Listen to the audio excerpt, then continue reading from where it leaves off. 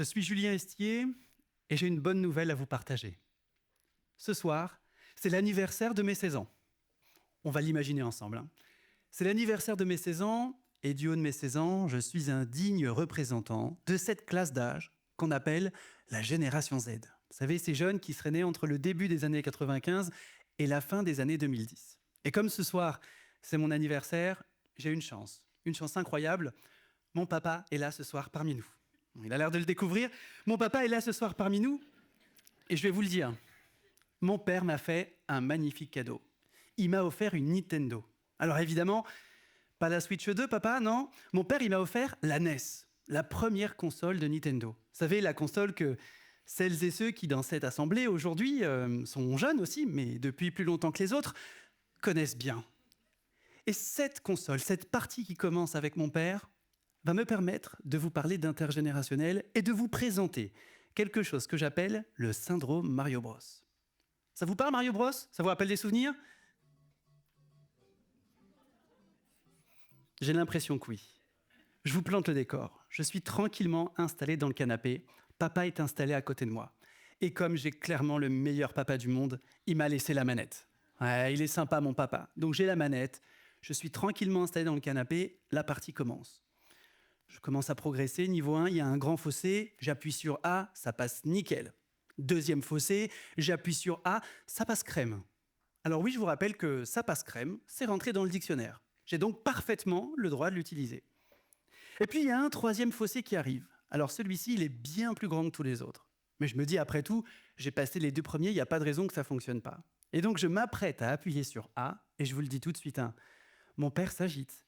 Mais oui, parce que mon père sait que ce fossé, appuyé sur A, ça ne suffira pas pour le franchir. Et donc, à votre avis, qu'est-ce que va faire ou qu'est-ce que va dire mon père à ce moment-là? Plusieurs opportunités s'offrent à lui. Mon père pourrait ne rien dire, papa. Mais non, ah non. Mon père va préférer les deux autres propositions. La deuxième, mon père pourrait assez simplement me dire « Attention Julien, tu vas tomber, il faut appuyer sur B ». Mais mon père, lui, va préparer la troisième. Et la troisième, il va l'adorer. Qu'est-ce qu'il va faire, mon père? Bien sûr, il va me prendre la manette. Et ce moment-là, il est génial. Il est génial parce que si mon père me prend la manette, ce n'est pas un hasard. Mon père le sait, je vais tomber, c'est une certitude. Lui, il le sait. Mais moi, je ne le sais pas. Et ce soir, ce dont j'ai envie de vous parler, c'est de mon père. C'est de comprendre pourquoi a-t-il eu besoin de me prendre la manette. Discutons-en ensemble. Mon père est né en 1970. Et donc, mon père appartient à cette classe d'âge qu'on appelle la génération X. Celles et ceux qui sont nés entre le début des années 65 jusqu'à la fin des années 78. Et mon père, en tant que X, a été construit avec une valeur essentielle, une valeur forte, l'expérience. Toute sa vie, mon père a répété « Julien, mais l'expérience, c'est le plus important. Si tu te nourris de la connaissance, du savoir et de l'expérience des aînés et des anciens, alors tu iras plus loin, tu iras plus vite, tu iras plus fort. » Et c'est comme ça que les générations se construisent depuis la nuit des temps, c'est un éternel. Mais ça, c'était le monde de mon papa. Un monde qui était très différent du mien. Alors je vois que beaucoup de X dans cette assemblée le connaissent, ce monde, où il fallait serrer les dents, où il fallait faire des efforts, il fallait avoir du courage, il fallait avoir de l'endurance. Mon père a gravi les échelons un par un à la sueur de son front et c'est ce qui explique qu'il est là où il en est aujourd'hui. Et donc, pour toutes ces raisons-là, lorsque le jeune Julien a la manette, eh bien mon père ne peut pas faire autrement que de me prendre la manette pour me dire que lui, il sait. Mais comme le petit Julien de 16 ans, lui, il sait. Que mon père sait, mais que moi, je ne sais pas. Et comme je ne sais pas que je ne sais pas, je vais m'énerver fort auprès de mon père. « Ouais, c'est bon, papa, je savais le faire, rends-moi la manette. » Et là, mon père, il commence à monter dans les tours. Je vous rappelle quelque chose d'essentiel. Un jeune à qui l'on a évité les erreurs est persuadé qu'il sait. Et je peux vous dire que le jeune Julien, il est persuadé de savoir. Ça va mettre une ambiance folle à la maison ce soir. Mon père s'énervera pour dire « mais les jeunes, on ne peut plus rien leur dire ». Je vous rappelle que c'est mon père qui a lancé cette partie-là. Pas la partie de jeu, mais la partie qu'on est en train de vivre tous les deux. C'est lui qui est responsable de ça. Il ne s'en rend pas compte. Mais si mon père m'a pris la manette, c'est aussi pour une autre raison. Celle-ci peut être un peu plus subtile. Mon papa est ce qu'on appelle un parent hélicoptère. Vous connaissez peut-être les parents hélicoptères. Vous savez, ces parents sur le qui-vive, prêts à bondir à n'importe quel moment pour régler des problèmes avant même qu'ils arrivent. Mon père, il a passé sa vie à me protéger de toute forme de déception, de toute forme de frustration. Mon père, il a fait tout ça par amour, évidemment, il n'a pas fait ça contre moi. Mais je peux vous dire que le soir, ou un jour, mon père m'a dit « Julien, après tout ce que j'ai fait pour toi », et moi je lui ai répondu « J'ai rien demandé, hein ?» Hein, il y a des habitués parmi vous, hein. Je veux dire, mon père, il s'est donné du mal, il s'est sacrifié pour moi. Mais mon père, il s'est occupé de tout. Moi, j'ai envie de lui dire quelque chose à papa. À trop protéger les petites chutes, on prépare mal les grandes. Papa, j'ai besoin de savoir que je ne sais pas. Et puis, vous savez, mon père, il s'est occupé de mon stage, à l'aide de motivation pour Parcoursup, de mon déménagement, de mon orientation, il s'est occupé de tout. Et ce matin même, mon père disait « Oh, mais les jeunes, ils sont insupportables, hein, c'est vraiment des assistés. Hein. » Ben non, papa, les jeunes ne sont pas des assistés. Ils sont le résultat du monde et de l'éducation qu'ils ont pu avoir. Alors papa, je t'en veux pas. Mais nous sommes réunis ici ce soir avec une idée en tête, comment faire pour que ça change. Alors vous le savez, Confucius disait qu'il ne sert à rien de donner tous les jours du poisson à un homme, mais qu'il vaut mieux lui apprendre à pêcher. Alors, comme l'objectif de cette soirée est d'envisager un meilleur maintenant, je voudrais vous partager une invitation. Mon invitation, elle est extrêmement simple. Papa, les X dans cette assemblée et tous les autres, s'il vous plaît, laissez les jeunes se planter le plus tôt possible sur des choses insignifiantes pour qu'ils puissent comprendre qu'ils ne savent pas. Alors attention, ne tombez pas dans les excès.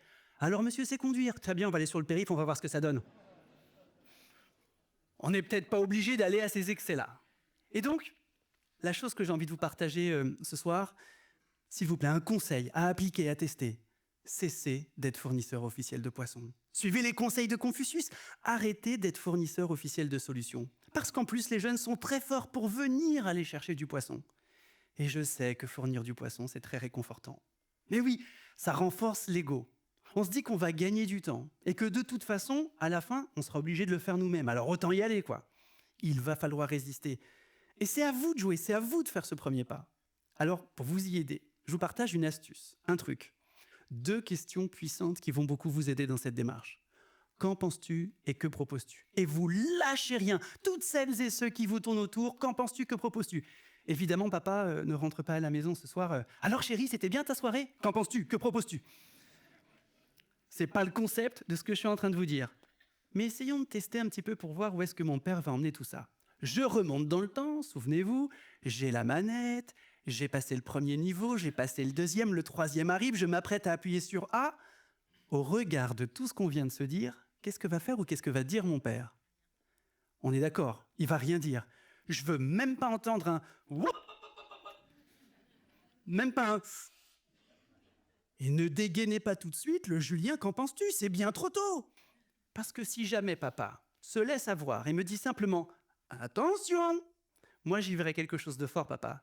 Une tentative inconsciente de cette génération X qui ne peut pas s'empêcher de donner son expérience alors qu'on n'a rien demandé. Non, mon père, respiration ventrale, cohérence cardiaque, il prend son souffle, et mon père ne dit rien, pas un mot, je ne veux rien entendre. Et donc, qu'est-ce qui se passe? Je fais ma propre expérience, papa. Et donc, comme la nature a des évidences qui sont implacables, eh ouais, je suis game over. Et là, au moment où je suis game over, vous la sentez, cette phrase qui est en train de monter? Je te l'avais dit, Julien, si t'avais écouté ton père. On est bien d'accord, jamais de la vie on dit ça. Hein. Ça n'a absolument aucun intérêt, aucun objectif, si ce n'est créer une situation de tension. Donc mon papa, il prend sa respiration, il respire un bon coup, il souffle, et là, qu'est-ce qu'il va me dire? Alors, qu'en penses-tu?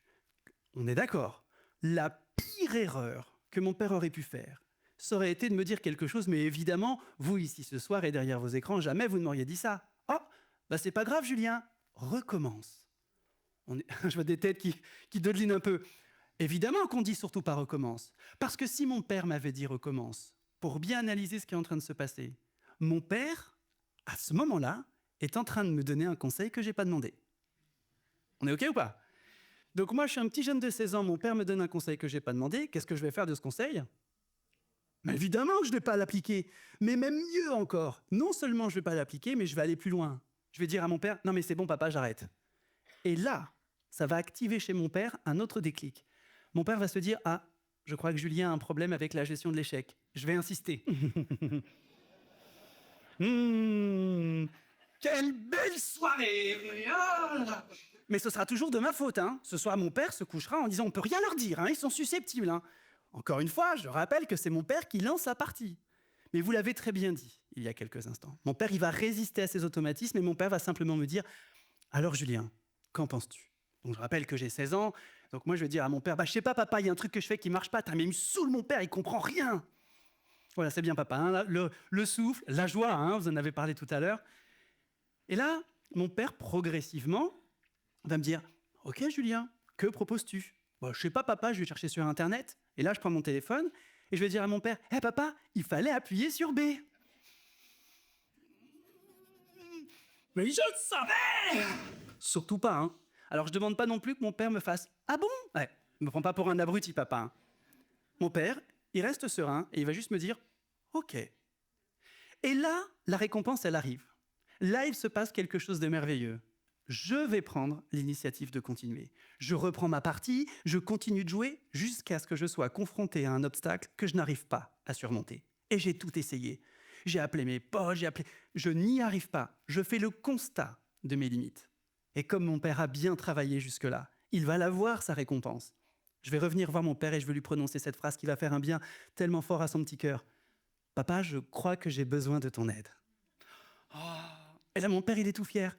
Mais attention, papa, si tu fais plus de la moitié du chemin, ça s'appelle de l'assistanat. Mon père doit faire moins de la moitié du chemin, continuer à me poser des questions pour me faire réfléchir, pour que je comprenne quelque chose d'essentiel. Au contact de mon père, je suis plus intelligent que quand je suis tout seul.